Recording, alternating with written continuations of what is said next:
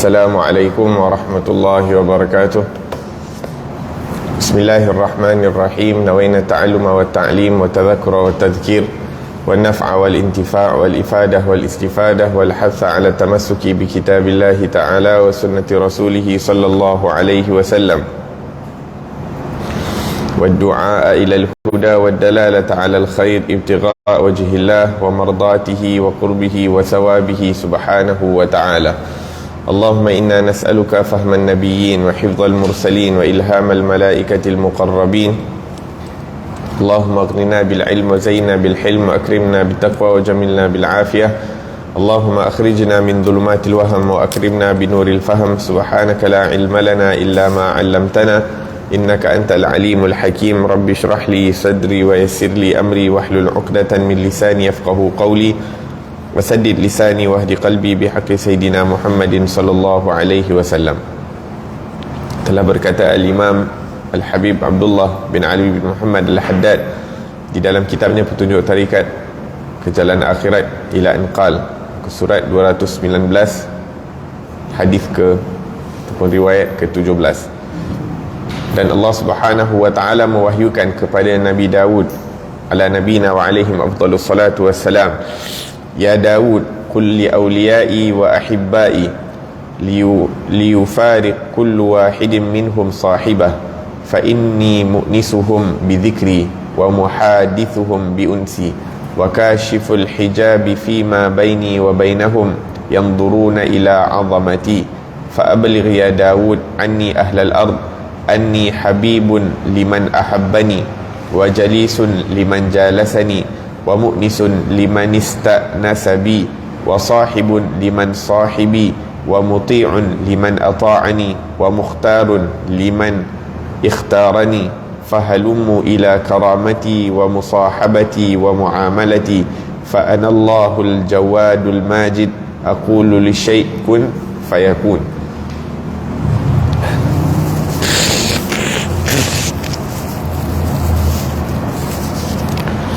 Wahai Daud, katakanlah kepada para kekasihku dan para penyayangku, hendaklah setiap orang di antara mereka berpisah dengan temannya, kerana sesungguhnya akulah yang menjadikan mereka gembira dengan ingatan kepadaku.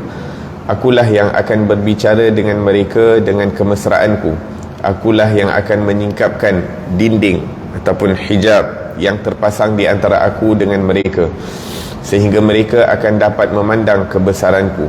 Wahai Daud, sampaikanlah kepada penghuni bumi mengenai diriku bahawa aku mengasihi siapa yang mengasihiku, mendampingi siapa yang ingin mendampingiku, bermesra dengan siapa yang bermesraan denganku, menjadi teman kepada siapa yang menemaniku, mentaati siapa yang mentaatiku, memilih siapa yang memilihku. Mari kemarilah untuk menyambut kemurahanku, penemananku serta muamalahku, kerana akulah Tuhan yang maha pemurah lagi mulia. Aku mengatakan kepada sesuatu jadi, maka ia terjadilah. Jadilah, maka ia terjadilah.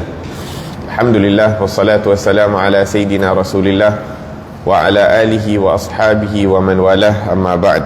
Alhamdulillah, kita bersyukur kepada Allah Subhanahu wa taala yang mana atas nikmat dan taufik daripada Allah Subhanahu wa taala yang telah sampaikan kita pada hari ke-6 daripada bulan Ramadan, dan alhamdulillah kita telah berqiyam selama 6 hari, dan kita telah berpuasa selama 5 hari, dan kita telah membaca Al-Quran, kita dah berzikir selama 5 hari ini atau 5 hari 6 malam, yang mana ganjarannya tidak sama seperti mana yang biasanya Allah Subhanahu wa taala berikan. Moga-moga Allah Subhanahu wa taala sempurnakan nikmat tersebut kepada kita dengan diterima amalan-amalan kita, dan moga-moga Allah Subhanahu wa taala berikan ataupun tambahkan kesungguhan kepada kita untuk menunjukkan kepada Allah Subhanahu wa taala keinginan kita untuk mendekatkan diri kepada Allah Subhanahu wa taala dengan memperbanyakkan amal ibadah kepada Allah Subhanahu wa taala. La ilaha illallah. nikmat kita berada di bulan puasa, dan kalau kita fikirkan betapa nikmatnya kita berada di bulan puasa ini kerana banyak kesibukan-kesibukan yang terhenti, sehingga memberi kita masa untuk beribadah kepada Allah Subhanahu wa taala. Walaupun kadang-kadang masih ada kemalasan untuk beribadah, tapi peluang tu dah dibuka untuk kita beribadah kepada Allah Subhanahu wa taala. Syaitan-syaitan yang biasanya mengganggu kita diikat di bulan Ramadan. Dan subhanallah, antara yang disebutkan tentang bulan Ramadan, yang mana pahala amalan-amalan lain diganjarkan oleh Allah, wasaumu li wa ana ajzi bih, dan puasa itu untuk aku, kata Allah Subhanahu wa taala, adalah antara yang dikatakan oleh para ulama, yakni tidak ada satu ibadah yang dilakukan kepada selain Allah. Maksudnya apa? Tidak ada satu ibadah yang dilakukan kepada berhala-berhala ataupun di dalam agama-agama lain seperti puasa. Yang ini ada orang sembahyang kepada Tuhan lain selain Allah, ada orang infakkan harta mereka kepada Tuhan selain Allah, waliyadzubillah. Yang ini macam-macam ibadah yang dilakukan oleh orang-orang kafir, tapi tak ada ibadah yang dilakukan oleh orang yang bukan Islam seperti puasa di bulan Ramadan. Maka itu antara salah satu maksud as-sawmu li wa ana ajzi bih. Dan juga berkata para ulama, yakni wa ana ajzi bih, puasa ni untuk Allah, maka puasa ni amalan ibadah, pahala puasa tidak akan dimasukkan seperti mana dimasukkan di dalam buku catatan kita. Bukanlah tak tertulis, ianya tertulis, tapi katalah kita ada melakukan kezaliman kepada mana-mana hamba Allah Subhanahu wa taala. Afwan.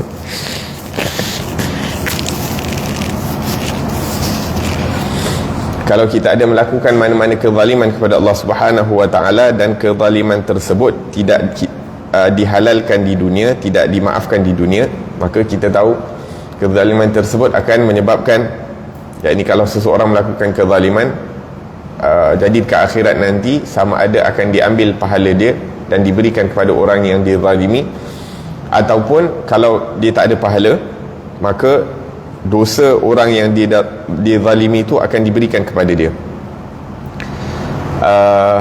Jadi dia akan tak ada pahala lah, bahkan banyak dosa. Tapi pahala puasa tu tidak akan diambil ataupun tidak akan diberikan kepada orang-orang yang dizalimi, sehingga berbaki, yakni satu amalan ataupun pahala yang dia ada tu daripada puasa tu yang tidak akan diambil oleh Allah Subhanahu wa taala ataupun oleh para malaikat, dan ianya tidak akan diberikan kepada orang-orang yang dizalimi, dan itu akan menjadi asbab dia dapat masuk ke dalam syurganya Allah Subhanahu wa taala ataupun diampun oleh Allah Subhanahu wa taala. Alhamdulillah atas nikmat berada di bulan Ramadan, atas nikmat berpuasa, atas nikmat kesihatan sehingga kita dapat berpuasa, atas nikmat kesihatan sehingga kita dapat melakukan tarawih dan sebagainya. Alhamdulillah ala hadzin ni'mah. Dan moga-moga Allah Subhanahu wa taala continue berikan kita keafiatan dan kesihatan dan kesungguhan sehingga ke akhir Ramadan untuk beribadah kepada Allah Subhanahu wa taala. Amin, Allahumma amin. Naam, di dalam riwayat ini disebutkan, wahai Daud, katakanlah kepada kekasihku dan para penyayangku. Satu disebutkan dengan perkataan aulia, satu perkataan ahibba, auliyai wa ahibbai. Satu orang-orang yang menjadi kekasih-kekasih Allah, satu lagi orang-orang yang mengasihi Allah Subhanahu wa taala, yakni wali, orang-orang yang dekat dengan Allah Subhanahu wa taala. Adapun orang yang mengasihi Allah Subhanahu wa taala adalah, yakni orang yang belum lagi didekatkan kepada Allah tapi disayang kepada Allah Subhanahu wa taala.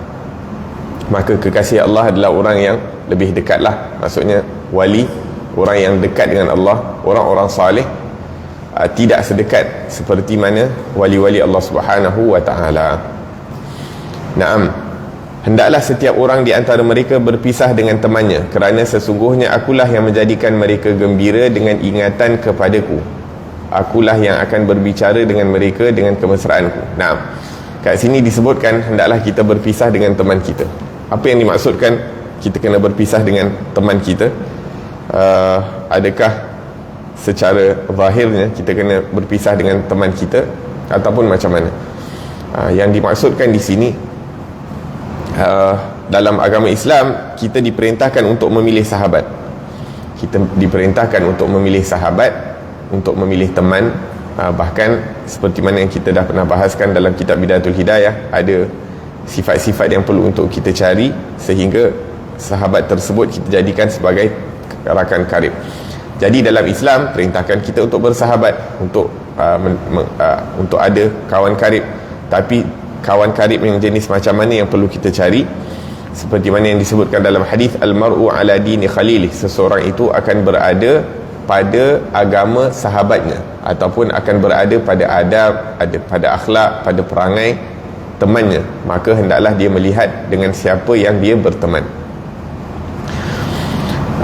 Dan Allah Subhanahu wa ta'ala memilih untuk kekasih-kekasihnya, untuk para nabi dan para rasul, dan juga untuk kekasih kita Nabi Muhammad sallallahu alaihi wasallam, kawan dan teman, iaitu sahabat-sahabat Nabi sallallahu alaihi wasallam.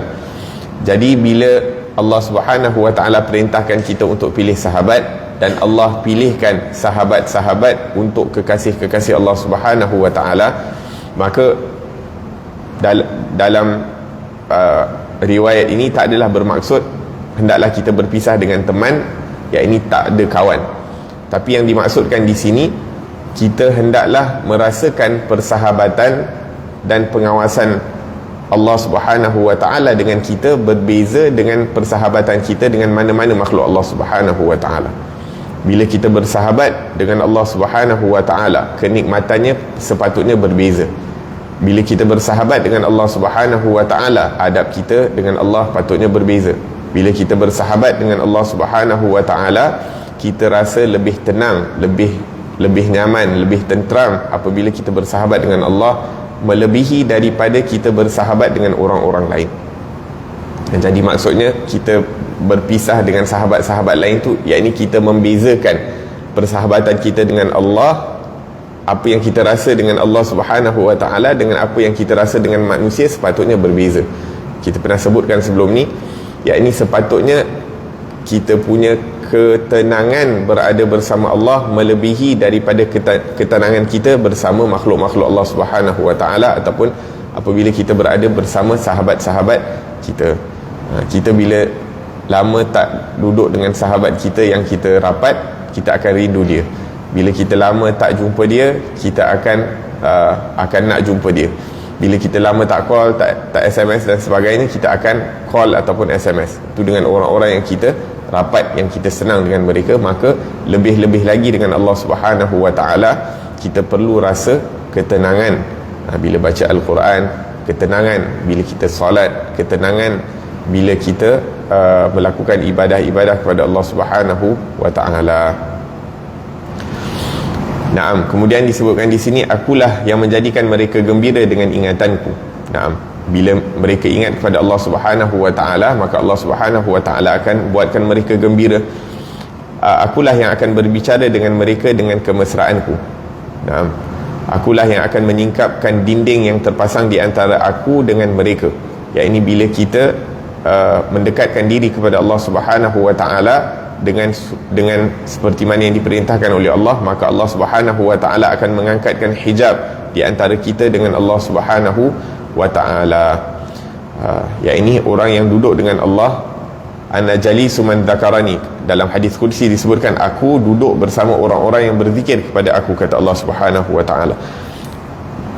Maka kita berzikir kepada Allah, kita ingat Allah, Allah dekat dengan kita, syaitan jauh dengan kita daripada kita. Kita tak ingat Allah, lalai daripada Allah Subhanahu wa ta'ala, syaitan dekat dengan kita, Allah meletakkan hijab di antaranya dengan kita, ataupun kita sendiri yang memasang hijab di antara kita dengan Allah bila kita lalai daripada mengingati Allah Subhanahu wa ta'ala. Sebab tu dalam Al-Quran disebutkan, wa man a'rada an dzikri fa inna lahu ma'isyatan dhanka, barang siapa yang lalai, berpaling daripada mengingat aku, maka aku fa inna lahu ma'isyatan, dan baginya kehidupan yang sempit. Maksudnya dia tak akan tenang, walaupun nampak macam gembira tapi tak tenang. Dia tidak akan rasa ketenangan dan keseronokan walaupun memiliki segala perkara-perkara keduniaan. Naam. Wa man yu'rid an dzikrir rahman nuqayyid lahu syaitanan fahuwa lahu qarin. Barang siapa yang berpaling daripada mengingati Ar-Rahman yang Maha Pengasih, maka Allah Subhanahu wa taala akan jadikan syaitan teman dia. Naam. Naam.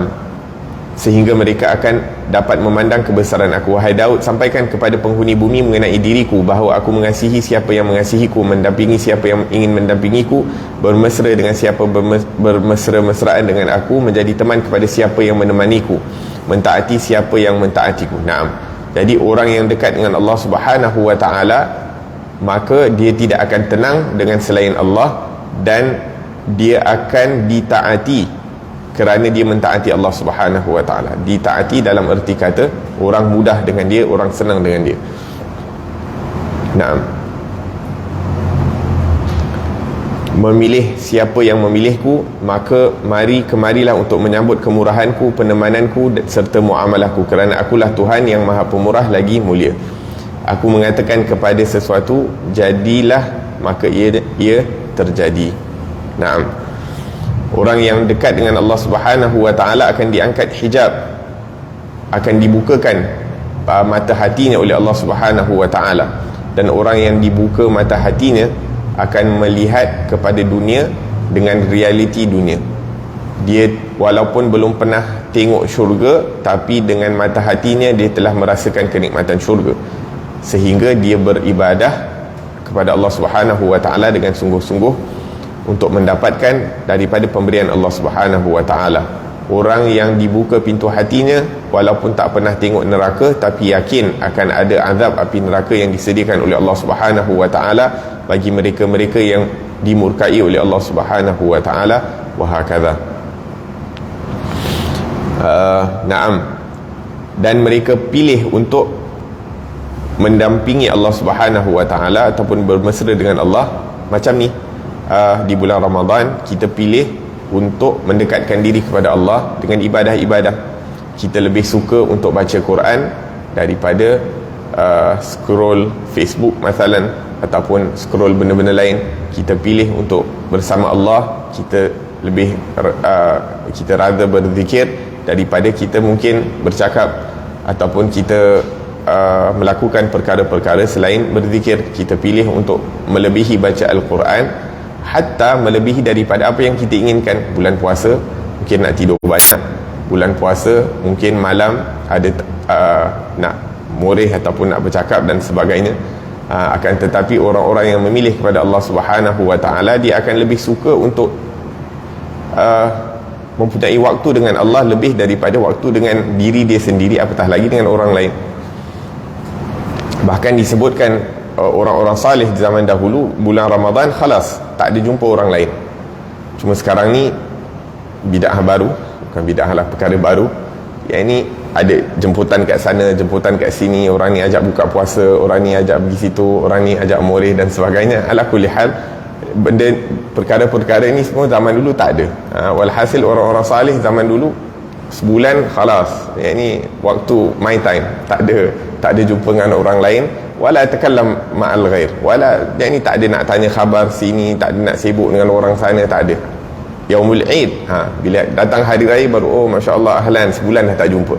Time tu baru dia bertanya khabar dan sebagainya. Sebulan Ramadan khalas, yang ni waktu dengan Allah Subhanahu wa taala. Tapi yalah, keadaan dah berubah. Jadi zaman sekarang kita nak tak nak perlu untuk memenuhi daripada jemputan dan sebagainya, tapi kita dalam memenuhi jemputan tersebut, hati kita jangan lalai daripada Allah Subhanahu wa taala. Hati kita jangan lupa, yang ini kita ada perkara-perkara yang lebih penting. Yang ini jumpa ataupun bila bertemu, sekadar yang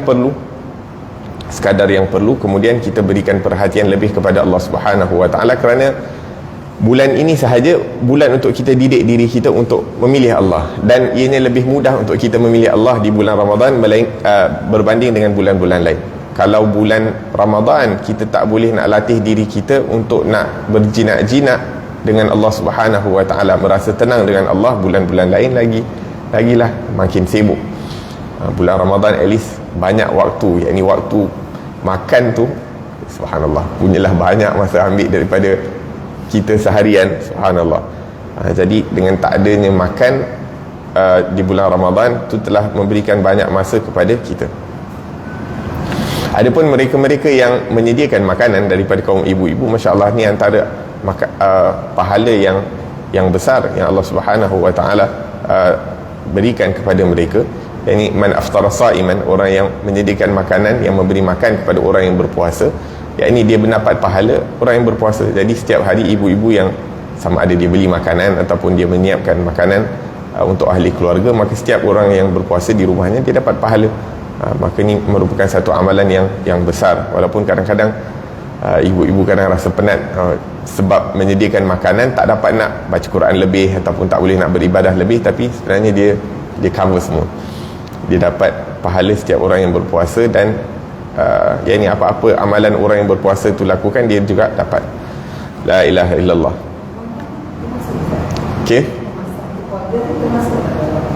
Termasuk masakan, masuk juga dapat pahala. Naam, yang seterusnya ke-18, Allah Subhanahu wa taala telah mewahyukan kepada setengah para nabinya ala nabiyina wa alaihim afdhalus salatu wassalam, abdi habli min ainaika ad-dumu' wa min qalbika al-khushu' thumma du'u fa inni astajibu lak wa ana al-qaribul mujib. Abdi qif 'ala al-mada'in wal husun wa ablighhum 'anni kalimatain qul lahum la ya'kuluna illa tayyiba wa la yukallimuna illa bil haqq idza arada ahadun minhum ad-dukhul fi amrin falyatadabbar 'aqibatah fa in kana khairan falyumdih wa in kana syarran fala ya'tih. Wahai hambaku, keluarkanlah air matamu untukku, letakkanlah khusyuk di hatimu, kemudian barulah engkau memintaku dalam doamu, nanti aku akan mengkabulkannya bagimu, sedang akulah maha dekat lagi mengkabulkan permintaan hambaku. Wahai hambaku, berdirilah di kota-kota dan benteng-benteng, dan sampaikanlah 2 kalimat daripadaku. Katakanlah kepada mereka itu agar jangan makan kecuali yang halal, dan jangan berbicara kecuali yang benar. Bila seseorang di antara mereka mahu melibatkan diri dalam sesuatu urusan, hendaklah dia fikir baik-baik akan akibatnya. Maka jika dia memang baik, teruskanlah, dan jika buruk, jangan lakukan. Naam, Allah Subhanahu wa taala menyebutkan di sini, berikanlah air mata dan hadirkan ataupun bersifat dengan sifat khusyuk, maka Allah Subhanahu wa taala akan berikan permintaan kita. Ya, ini antara adab berdoa adalah kita benar-benar mengharap akan pengkabulan doa tersebut daripada Allah Subhanahu wa taala, dan Allah suka seseorang yang merayu di dalam doanya. Mulihin nabi doa, yakni dia merayu, yakni lagi dan lagi memohon kepada Allah Subhanahu wa taala dengan sungguh-sungguh, sehingga mengeluarkan air mata, nak menunjukkan yakni kita tak ada jalan keluar lain, tak ada orang yang dapat membantu kita, tak ada orang yang dapat memberi kita selain daripada Allah Subhanahu wa taala. Amman yujibul mutarra idza da'ah wa yakshifus su', siapa yang memberi ataupun menjawab doa orang yang berada dalam keadaan tersempit. Maksudnya bila kita berdoa seakan-akan kita berada dalam keadaan yang sempit, yakni berada dalam keadaan darurah, sampai kita tak ada option lain kecuali kepada Allah Subhanahu wa taala. Tu cara, yakni tu sebaik-baik cara untuk kita berdoa kepada Allah Subhanahu wa taala. Sekarang ni subhanallah, kita dah macam terlampau normal kan doa lepas, hatta lepas solat kita Rabbana atina fid dunya hasanah, yakni kaladi, yakni tak ada, kita tak ada feel bila doa tu, tak ada. Hatta doa yang pendek, tapi kalau kita doa tu dengan sepenuh hati, maka ia akan memberi kesan. Tapi sekarang ni doa tu dah jadi macam doa lepas semayang, pergi semayang pun dah jadi macam rutin lah. Dia rutin, dia bukan tak dilakukan dengan sepenuh hati. Jadi macam mana kita nak usaha kita punya semayang tu dengan sepenuh hati, nak usaha kita berdoa dengan sepenuh hati, dan setiap kali kita berdoa seakan-akan itu kali last kita berdoa, ataupun kita tak ada option lain nak minta kecuali kepada Allah Subhanahu wa taala. Tu antara perkara-perkara yang perlu untuk kita usahakan, dan sebaiknya diiringi dengan air mata. La ilaha illallah. Bila last kita mengalirkan air mata kita kerana kerana Allah Subhanahu wa taala, kerana rindu kepada Allah Subhanahu wa taala, kerana takutkan azab Allah Subhanahu wa taala, kerana memikirkan dosa-dosa kita kepada Allah Subhanahu wa taala dan sebagainya. Ala kulli hal, kalau tak mampu untuk mengeluarkan air mata, at least hati tu kena hadir bersama Allah, kena khusyuk kepada Allah Subhanahu wa taala. Bahkan disebutkan awwalu ilmin yunza' minal ard al-khusyu', ilmu pertama iaitu ilmu batin, yang pertama yang dicabut, yang diangkat daripada bumi adalah sifat khusyuk. Sifat khusyuk ni antara ilmu. Sekarang ni subhanallah, nak dapat orang yang khusyuk, orang yang tenang, orang yang hatinya ingat Allah dan tubuh badannya juga tenang. Boleh nampak kadang-kadang orang yang tenang dengan orang yang hadir bersama Allah Subhanahu wa taala, keterangan mereka berbeza dengan orang yang hatinya tidak hadir bersama Allah Subhanahu wa taala. Naam. Maka kita dalam riwayat ini diingatkan agar supaya kita berusaha untuk menangis kepada Allah Subhanahu wa taala dan berusaha untuk mendapat sifat khusyuk, terutamanya di dalam ibadah kita, dan ibadah yang paling utama adalah as-salah. Apabila kita menangis dan apabila kita ada sifat khusyuk, insya-Allah apa yang kita mohon daripada Allah akan dikabulkan oleh Allah Subhanahu wa taala. Kemudian disebutkan qif 'alal madain wal husun, pergilah ke kota-kota hatta ke dalam benteng-benteng, yakni ke dalam husun, dan sampaikan kepada mereka, yakni pergi berdakwah. Yakni orang-orang yang berdakwah hendaklah berusaha untuk pergi, niat berdakwah ke seluruh tempat. Mana-mana yang dia boleh sampai, pergi. Mana-mana yang dia boleh sampaikan syariat Allah Subhanahu wa taala dan sunnah Rasulullah sallallahu alaihi wasallam, hendaklah mereka pergi berdakwah bagi pihak Rasulullah sallallahu alaihi wa ala alihi wasallam. Dan katakan kepada mereka, jangan makan kecuali yang halal. Itu yang paling penting. Allah perintahkan orang-orang yang beriman seperti mana yang diperintahkan para nabi. Allah perintahkan kepada Nabi, ya ayyuhar rasulu kulu minat tayyibati wa'malu salihah, wahai para rasul, makanlah yang baik-baik dan wa'malu salihah, dan lakukanlah amal salih. Ya ayyuhalladzina amanu kulu minat tayyibat, wahai orang-orang yang beriman, makanlah daripada yang baik-baik, iaitu yang halal dan sebagainya. Maka yang halal ni penting, kerana daripada makanan halal yang baik, yang bagus, akan datang energi yang baik, yang bagus, yang mana dengan energi itu akan disalurkan kepada amalan-amalan soleh. Tapi kalau makanan itu daripada sumber yang syubhah, apatah lagi yang haram, maka energi itu akan menjadi energi yang syubhah dan haram. Dan energi yang syubhah dan haram tidak akan dilakukan, tidak akan digunakan kecuali untuk amalan-amalan yang syubhah dan haram. Waliyadzubillahi tabaraka ta'ala. Dan berkatalah dengan perkataan yang baik dalam apa jua keadaan sekalipun. Nabi SAW dan dalam hadis, khususnya di bulan Ramadan, khamsun yuftirna saim, 5 perkara yang akan membatalkan, dalam satu riwayat membatalkan, ataupun ada yang menyebutkan bahawa ianya menghapuskan pahala orang-orang yang berpuasa. Semuanya, kebanyakannya terkait dengan perkataan ghibah, mengumpat, mengadu domba, namimah, al-kadhib, tipu, syahadatuz zur, penyaksian palsu dan sebagainya. Maka perkara yang akan menghapuskan pahala puasa, bahkan sebahagian ulama mengambil secara zahir hadis mengatakan bahawa membatalkan puasa dengan kita tak jaga lidah kita, ataupun dengan kita tidak berbicara dengan perkataan yang betul, yang baik-baik. Naam. Dalam hadis lain Nabi SAW menyebutkan bahawa puasa tu menjadi benteng, menjadi perisai selagi mana kita tak memecahkan perisai tersebut. Dan perkara yang memecahkan perisai adalah dengan perkataan-perkataan yang tidak baik. Nah, bila seseorang di antara mereka mahu melibatkan diri dalam sesuatu urusan, hendaklah dia fikir baik-baik akan akibatnya. Maka jika dia memang baik, teruskanlah, dan jika buruk, jangan lakukan. Nabi SAW mengingatkan kita, ataupun dalam riwayat ini mengingatkan kita agar supaya kita jadi orang yang fikir jauh ataupun far-sighted, ataupun memikirkan tentang akibat sesuatu perkara yang ingin kita lakukan. Yang ini sebelum kita lakukan, kita fikir dulu. Yang ini jangan kita main terus buat je sesuatu perkara. Kita fikir, dan kalau kita tak boleh fikir, kita bermusyawarah. Kalau kita tak boleh fikir, kita beristikharah. Kita mohon kebaikan daripada Allah Subhanahu wa taala. Kita bermusyawarah, fasalu ahla dzikri in kuntum la ta'lamun. Tanyalah kepada orang-orang yang ada ilmu tentang perkara tersebut kalau kamu tak tahu. Maka dianjurkan untuk kita memikirkan tentang akibat sesuatu perkara sebelum kita masuk dalam sesuatu perkara.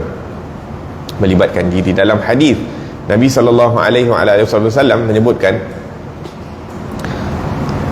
kalau bukan kerana kurma ini, aku khawatir daripada kurma-kurma yang disedekahkan, iaitu daripada kurma zakat, maka aku akan makan. Maksudnya Nabi tak suka membazir. Contoh, Nabi tak suka membazir. Ada makanan yang terbiar, Nabi akan makan. Tapi kadang-kadang Nabi tak makan. Sebab apa? Sebab Nabi fikir mungkin ni daripada zakat, yang mana Nabi SAW tak makan daripada harta zakat. Jadi maksudnya setiap perkara Nabi nak buat, hatta nak makan dan sebagainya, Nabi fikir. Bukan okey khalas ada makanan, sama ada dekat rumah kita ke, dekat luar ke, dekat situ ke, dekat sini ke, dekat masjid ke. Yang ini Nabi SAW ajarkan kita untuk memikirkan sesuatu perkara sebelum kita lakukan. Sahabat Nabi SAW diingatkan oleh Rasulullah, ittaqun nar walau bisyiqqi tamrah. Takutlah api neraka walau dengan separuh biji kurma. Ya, ini separuh biji kurma tu pun kita kena fikir sebelum nak ambil. Apatah lagi satu biji kurma. Maksudnya apa? Satu biji kurma mungkin berapa? Mungkin RM1, mungkin RM2. Separuh biji kurma mungkin 50 sen ataupun RM1. Jadi sebelum nak ambil 50 sen yang bukan hak milik kita ataupun RM1 pun kita kena fikir, apatah lagi lebih banyak daripada tu. Akan tetapi disebabkan orang tidak memikirkan tentang akibatul umur, apa yang akan berlaku di kemudian hari, tentang penghisapan dan sebagainya, maka orang zaman sekarang bukan hanya 50 sen, RM1, hatta ya Allah banyak mana pun dah tak takut dah. Sebab apa? Sebab diorang tak fikir tentang perkara yang akan menjadi penghisapan ataupun yang akan dipertanggungjawabkan oleh Allah Subhanahu wa taala kepada mereka. Sebab tu dalam Al-Quran, thumma la tus'alunna yawma idzin anin na'im, kemudian kamu akan dipersoalkan tentang an-na'im, bukan Ustaz Naim tentang na'im, iaitu nikmat yang Allah Subhanahu wa taala berikan kepada kita. Yakni setiap nikmat, each and every nikmat yang Allah berikan, setiap sen, setiap saat, setiap kesihatan, setiap waktu lapang, semuanya akan dipersoalkan oleh Allah Subhanahu wa taala untuk apa kita lakukan. Maka sebelum kita masuk dalam sesuatu perkara, fikir dulu sama ada ia akan mendatangkan manfaat, akan mendatangkan ganjaran atau mendatangkan keridaan Allah ataupun tidak. Kalau ya, maka baru lakukan. Kalau tidak, jangan lakukan. La ilaha illallah. Naam. Kemudian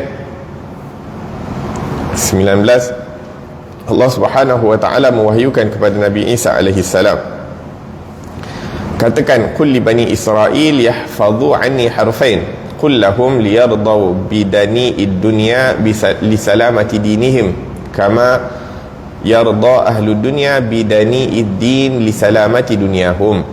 La ilaha illallah.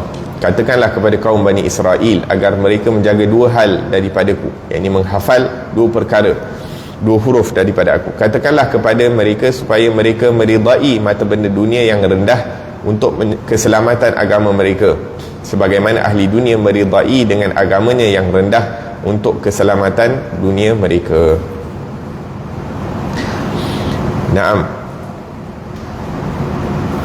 Dalam riwayat ini mengingatkan kita, orang-orang yang ingin mendekatkan diri kepada Allah Subhanahu wa taala, apabila menginginkan keridaan Allah Subhanahu wa taala, maka yang mereka inginkan adalah keridaan Allah. Jadi keridaan Allah itu menjadi perkara yang bernilai di sisi mereka, dan selain daripada keridaan Allah tidak mendatangkan apa-apa nilai. Jadi kalau mereka boleh mencapai keridaan Allah, walaupun ianya bermaksud terpaksa untuk menghadapi perkara kesulitan di alam dunia, maka tak jadi masalah. Maksudnya selagi mana agama mereka terjaga, walaupun mereka terpaksa mengorbankan daripada perkara-perkara dunia ataupun terpaksa hidup susah di dunia, maka itu tak jadi masalah.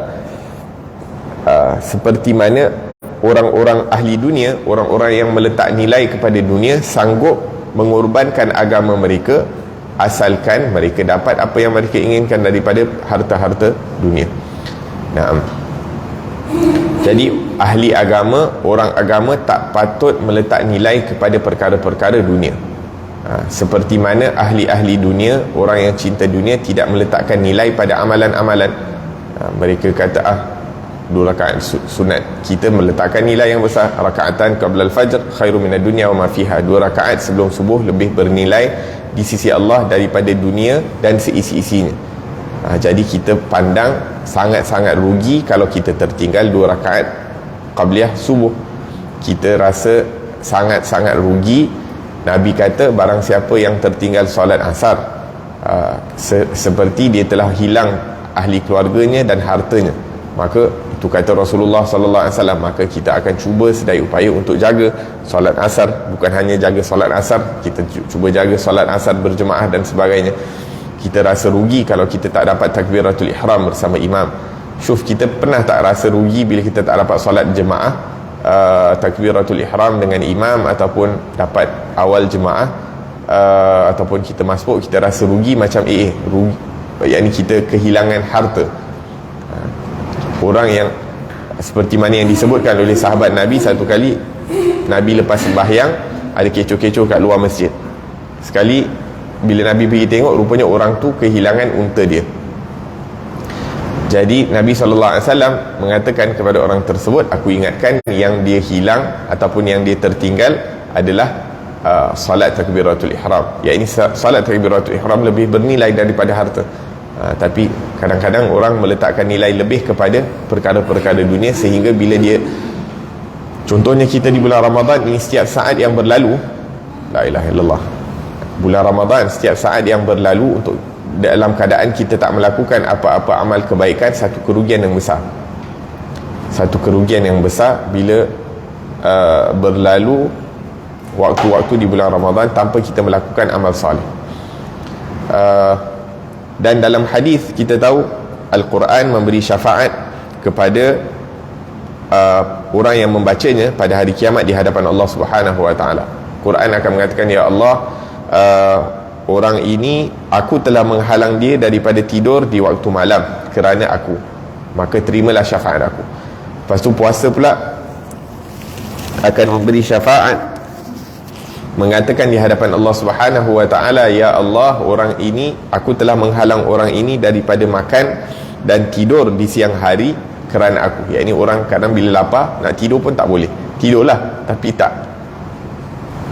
sekejap dia dah terbangun. Sebab apa? Sebab lapar.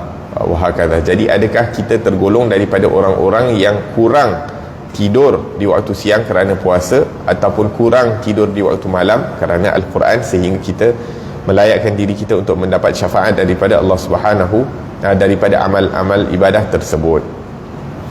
Naam.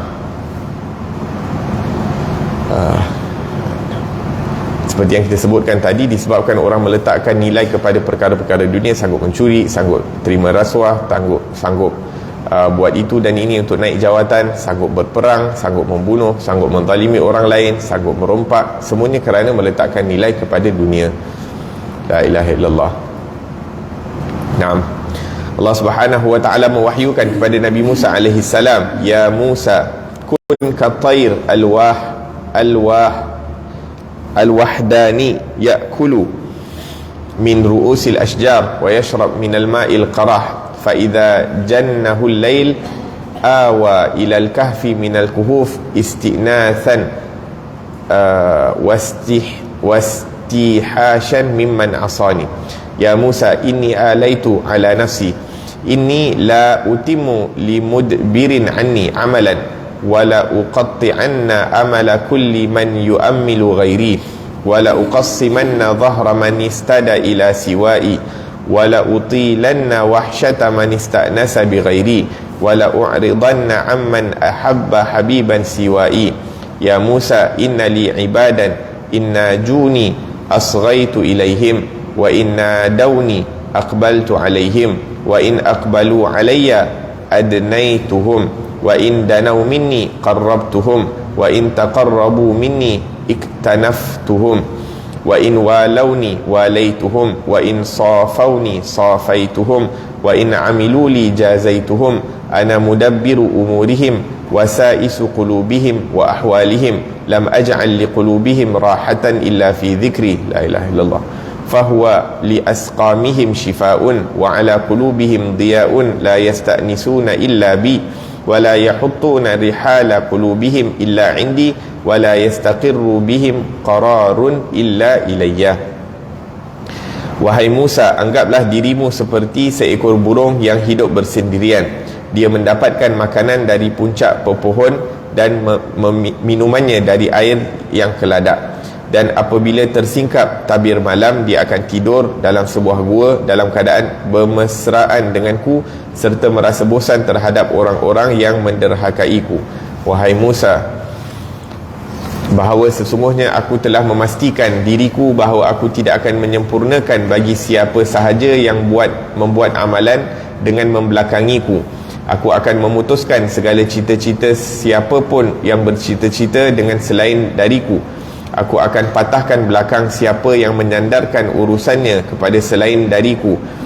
Aku akan memanjangkan kerisauan siapa yang bermesra dengan selainku. Aku akan tidak memperdulikan siapa yang mencintai siapa pun yang selainku. Wahai Musa, sesungguhnya aku mempunyai hamba-hamba yang kalau mereka bermunajat kepadaku, akan aku dengar kepada mereka. Kalau mereka memanggilku, akan aku datang kepada mereka. Kalau mereka menuju kepadaku, akan aku dekatkan mereka. Kalau mereka mendekati aku, akan aku hampiri mereka. Kalau mereka berada di sisiku, aku akan lindungi mereka. Kalau mereka membantuku, akan aku tolong mereka.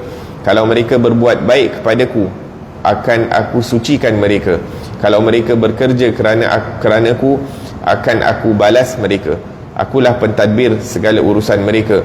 Akulah pemimpin hati mereka dan segala segala hal ihwal mereka. Aku tiada membiarkan hati mereka berehat kecuali pada mengingatiku, dan zikir kepadaku itu menjadi penawar segala penyakit mereka, penerang hati mereka. Mereka tidak akan merasa penuh mesra kecuali dengan aku, dan tidak meletakkan bebanan hati mereka kecuali padaku. Mereka tiada akan bertenang tenteram kecuali kepadaku. La ilaha illallah. Naam. Dalam riwayat ini Allah Subhanahu wa taala menggunakan perumpamaan. Allah Subhanahu wa taala menggunakan perumpamaan, anggaplah dirimu seperti seekor burung yang hidup bersendirian. Allah Subhanahu wa taala nak bagikan hamba-hambanya memahami sesuatu perkara, maka digunakan perumpamaan. Kadang-kadang digunakan dengan perumpamaan binatang, kadang-kadang digunakan dengan perumpamaan daripada perkara-perkara yang tidak hidup, seperti dalam hadis Nabi sallallahu alaihi wasallam juga, al-mu'min ataupun al-muslim kalbunyan. Al-mu'min kalbunyan, yakni manusia ataupun orang-orang yang beriman itu seperti satu bangunan, kal jasadil wahid, yakni orang-orang yang beriman itu seperti satu tubuh badan. Kalau satu bahagian sakit, maka bahagian lain akan sakit. Ataupun dalam riwayat lain disebutkan seperti bangunan. Maka Allah Subhanahu wa taala menggunakan perumpamaan agar supaya kita dapat mengambil iktibar, dapat lebih memahami sesuatu perkara itu apabila diberikan tamthil ataupun perumpamaan, agar supaya kita dapat memikirkan tentang apa yang disebutkan oleh Allah Subhanahu wa taala dalam Al-Quran ataupun dalam hadis Nabi sallallahu alaihi wasallam. Dalam hadis juga Nabi sallallahu alaihi wasallam menyebutkan orang-orang yang beriman ini adalah orang yang banyak mendatangkan manfaat seperti manfaatnya pokok kurma. Pokok kurma ni banyak manfaat. Semua bahagian daripada pokok kurma mendatangkan manfaat. Jadi orang-orang yang beriman sepatutnya bermanfaat daripada setiap sudut. daripada setiap sudut. Nah, dan di sini digunakan perumpamaan seekor burung yang hidup bersendirian. Dia mendapatkan makanan dari puncak pepohonan dan meminum dari air yang kelada. Ya, ini cukup dengan apa yang ada. Sifat qanaah. Burung ada sifat qanaah, maksudnya cukup.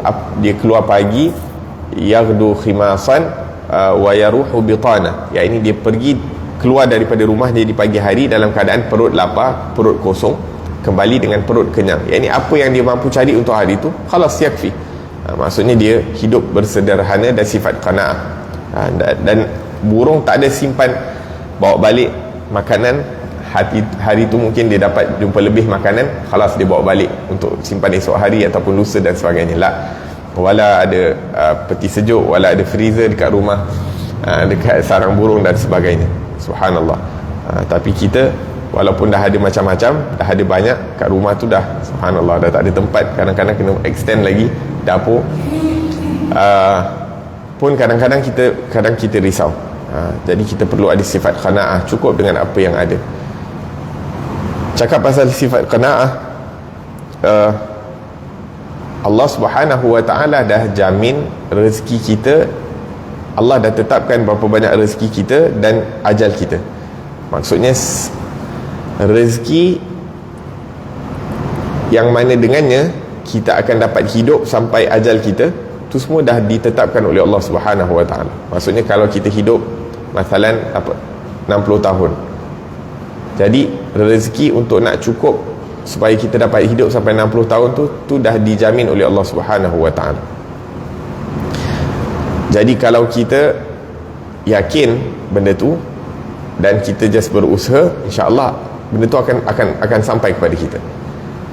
Wa ba'din, rezeki yang lebih yang kita dapat, satu sama ada dengan usaha perkara dunia, ataupun satu dengan amalan dunia, ataupun satu lagi dengan usaha amalan akhirat pun kita akan dapat. Contohnya kita usaha lebih, ataupun mungkin dengan bersungguh-sungguh kita berusaha dan sebagainya, diberkati dan kita diberikan lebih rezeki, ataupun dengan amalan-amalan yang kita lakukan kita diberikan kelebihan rezeki ataupun diberkati rezeki.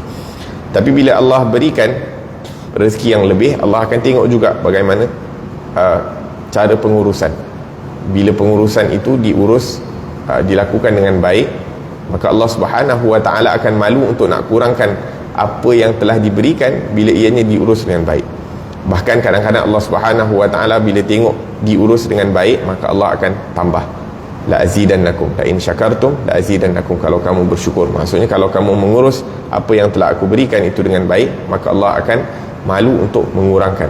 Wahakadha. Tapi kalau tidak diurus dengan baik, kadang-kadang sebagai satu uqubah dikurangkan. La ilaha illallah. Jadi ala kulli hal, merasa cukup, yang kita perlu berikan perhatian adalah perkara-perkara akhirat. Rezeki kita tu dah dijamin oleh Allah. Jadi rezeki jangan risau. Yang perlu untuk kita risaukan amal ibadah kita, adakah ianya ikhlas kepada Allah ataupun tidak.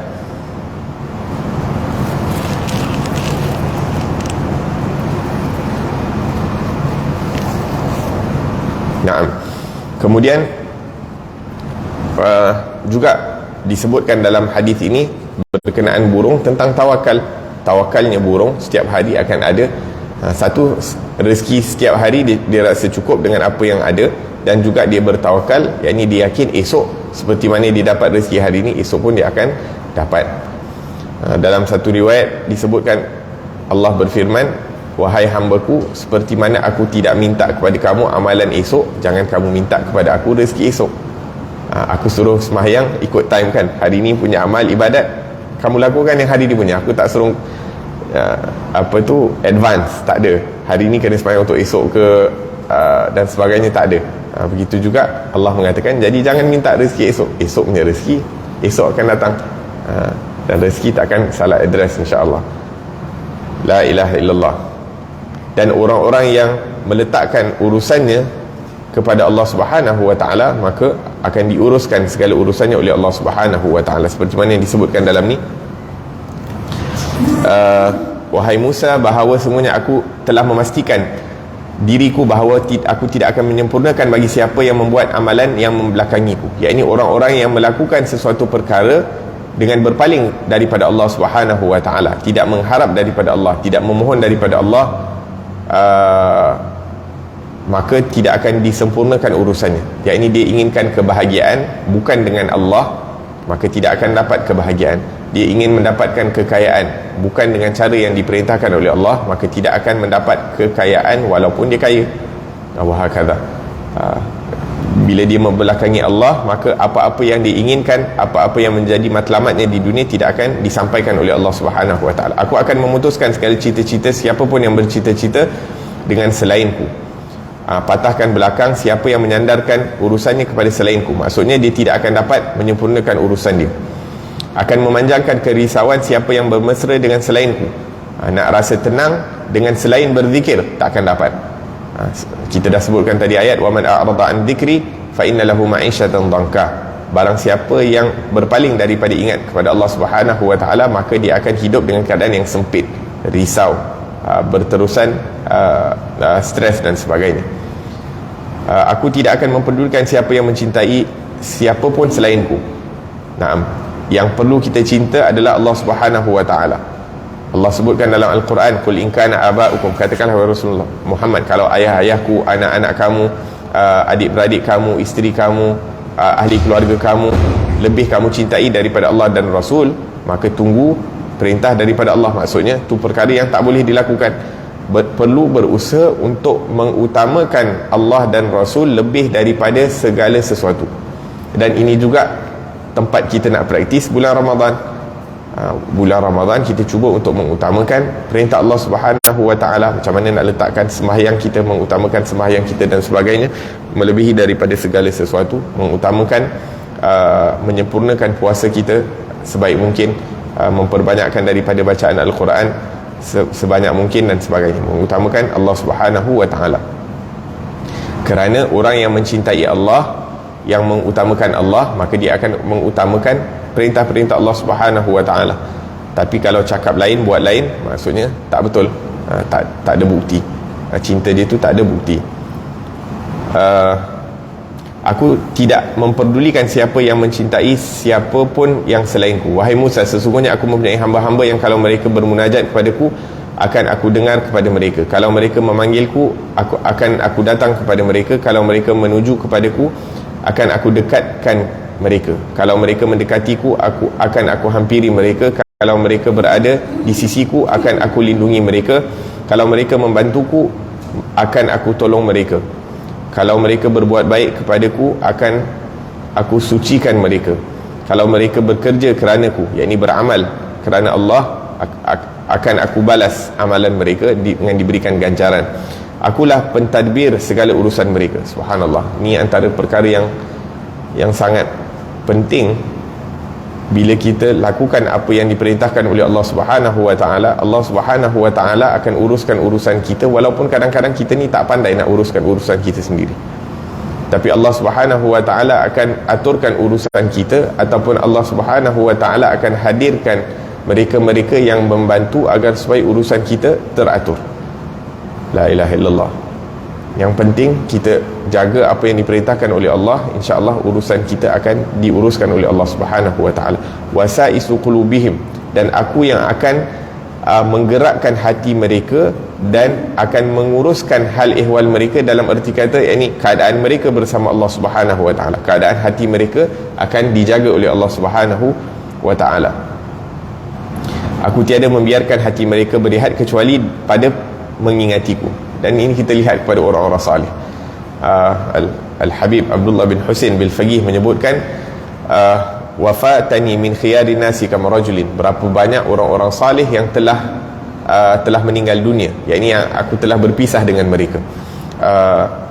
Wafatani min khiyari nasi kama rajulin ma faraka dzikra tulal umri wal kutuba, yang mana sepanjang hidup mereka tu tak pernah merenggang daripada berzikir dan juga membaca kitab-kitab. Kehidupan mereka sibuk dengan berzikir, ingat Allah dan membaca kitab-kitab agama. Baka ulailatihi sajadu khalwatihi, di malam hari mereka menangis dan sewaktu bersendirian mereka akan sujud kepada Allah Subhanahu wa taala. Min khaufi malikihi yasta'dhibu ta'aba, kerana takut kepada Allah Subhanahu wa taala, penat melakukan ibadah,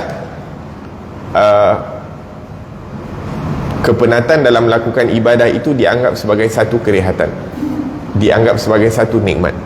Macam mana nak ubah kita punya mindset kan, bila kita beribadah tu penat, itu menjadi nikmat kepada kita. Nikmat, kepenatan beribadah tu menjadi satu nikmat. Berdiri dalam tarawih sama ada sebab terlampau laju ataupun sebab terlampau slow imam baca, nikmat sebab kita sedang beribadah kepada Allah Subhanahu Wa Taala. Rasa macam nak tarawih sendiri je kat rumah, tapi pahala berjemaah takkan sama dengan kita seorang dekat rumah. Unless kalau kita sembahyang kat rumah nak baca khatam yang lebih panjang ke apa, lain-lain kan. Tapi kalau kita takkan buat apa-apa balik rumah, ataupun lebih kurang sama baik dekat masjid, walaupun kadang-kadang penat. La ilaha illallah. Yang masjid ni imam terlampau laju, tak lenguh juga kaki bila terlampau laju. Kalau terlampau slow pun lenguh juga. Ala kulli hal, la ilaha illallah. Naam, aku tiada membiarkan hati mereka berehat kecuali pada mengingatiku. La ilaha illallah. Dan ini kita akan dapat sikit sebanyak bila kita duduk dengan orang-orang yang mereka tak rehat di bulan Ramadan. Ya, ini sepanjang hari dia orang punya timetable tu penuh dengan ibadah, wabakdin di malam hari pun timetable mereka penuh dengan ibadah. Tapi kalau kita duduk dengan orang-orang yang sepanjang hari bazir masa diorang dan sebagainya, buat benda-benda lain yang tak bermanfaat, maka kita pun rasa macam okey, cukuplah apa yang aku dah buat dah cukup. Tapi kalau kita compare diri kita dengan orang yang lebih banyak beribadah kepada kita bulan Ramadan, baru insya-Allah kita akan cuba perbanyakkan. Antaranya, subhanallah, kadang-kadang kita boleh bagi semangat dekat anak-anak kita kan, ataupun buat satu board kat rumah, anak ke cucu ke. Contohnya kalau kita dah baca hari ni, mungkin okey, alhamdulillah kita dah baca hari ni 1 juzuk atau 1 juzuk setengah atau 2 juzuk. Siapa yang boleh kalahkan kita, contohnya kita bagi hadiah ataupun bagi something in return anak-anak kita ataupun cucu dan sebagainya. Contohnya okey, by the time 15 Ramadan ataupun 20 Ramadan kita dah satu khatam, tengok siapa yang dapat. So kita ada tanafus, berlumba-lumba dalam kebaikan dekat rumah. La ilaha illallah. Mungkin kita suruh anak-anak kita baca Quran, dia orang baca Quran dalam keadaan di luar sembahyang, tapi kita baca Quran dalam sembahyang.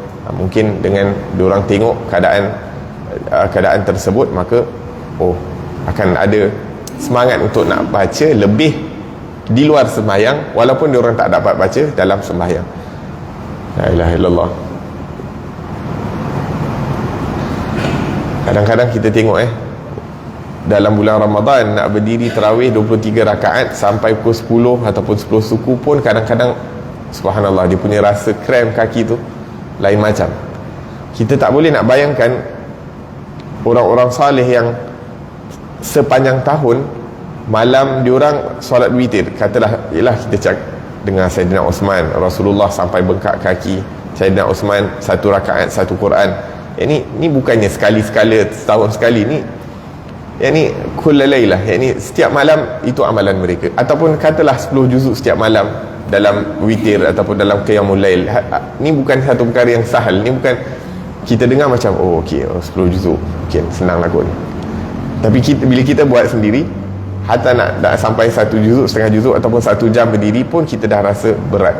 Dan di sini kita nampak betapa mujahadah mereka melawan hawa nafsu, sehingga disebabkan kesungguhan mereka dalam melawan hawa nafsu, mereka diberikan anugerah yang luar biasa daripada Allah Subhanahu. Tak pelik apa yang mereka dapat daripada Allah, kerana mereka betul-betul force, betul-betul tekan nafsu mereka tu sampai nafsu mereka tu dah khalas, surrender. Tapi kita tak berusaha sedaya upaya untuk nak tekan kita punya hawa nafsu.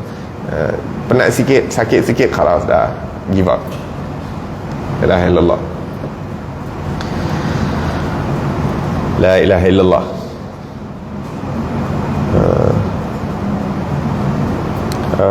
Dekat guru kami Saidil Habib Umar, dekat Darul Mustafa, setiap Ramadan tarawih malam 17 dah khatam.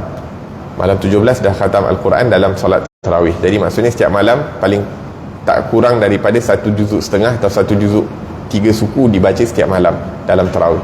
dan umurnya dah Masya Allah dah berapa, 60 lebih, 50 lebih. Istiqamah Masya Allah. Dua juzuk baca dalam solat tarawih. Kita nak baca satu juzuk dalam solat tarawih pun Masya Allah. Wahakadha, la ilaha illallah. Jadi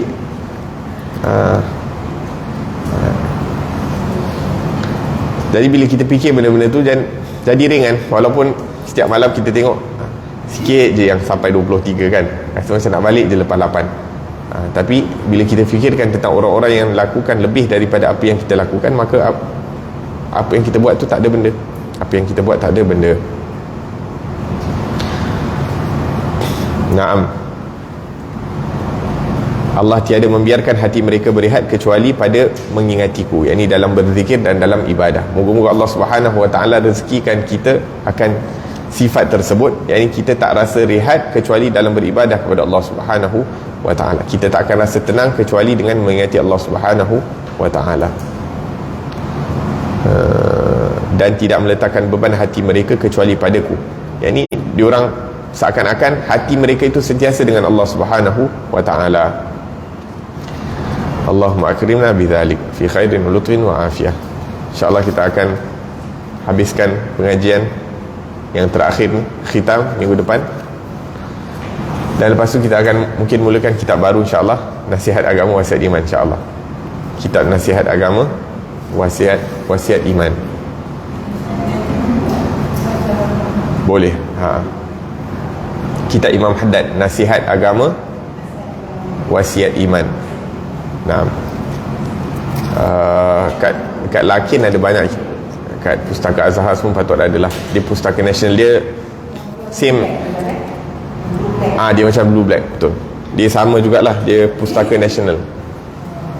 Nak beli kat Shopee pun boleh, senang lagi. Sampai rumah terus.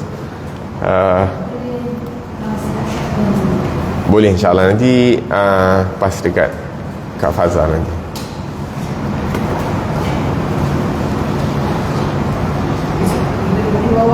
Minggu depan boleh bawa sekali lah. Nasihat Agama Wasiat Iman. Kitab tu tebal. Kitab tu tebal.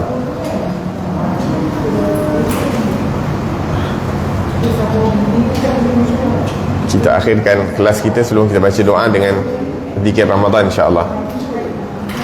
Ashhadu an la ilaha illallah, astaghfirullah, nas'alukal jannata wa na'udzu bika minan nar. Ashhadu an la ilaha illallah, astaghfirullah, nas'alukal jannata wa na'udzu bika minan nar.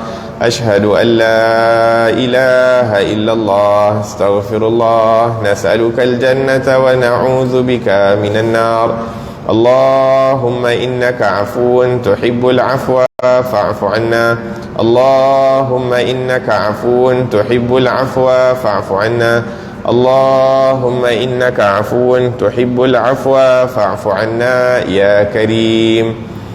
ربنا انفعنا بما علمتنا ربي علمنا الذي ينفعنا ربي فقهنا وفقه أهلنا وقرابات لنا في ديننا مع أهل القتر أنثى وذكر ربي وفقنا وفقهم لما ترتضي قولا وفعلا كرما وارزق الكل حلالا دائما وأخل أتقياء علما نحظى بالخير ونكفى كل شر ربنا واصلح لنا كل شؤون وأقر بالرضا منك العيون واقض عنا ربنا كل الديون قبل أن تأتينا رسل المنون واغفر واستر أنت أكرم من ستر وصلاة الله تغشى المصطفى من إلى الحق دعانا والوفاء بكتاب فيه للناس شفاء وعلى الآل الكرام الشرفاء وعلى الصحب المصابيح الغرار اللهم اهدنا بهداك وجعلنا ممن يسارع في رضاك ولا تولنا وليا سوى ولا تجعلنا ممن خالف أمرك وعصاك وحسبنا الله ونعم الوكيل ولا حول ولا قوة إلا بالله العلي العظيم وصلى الله على سيدنا محمد وعلى آله وصحبه وسلم والحمد لله رب العالمين والعفو منكم والسلام عليكم ورحمة الله وبركاته.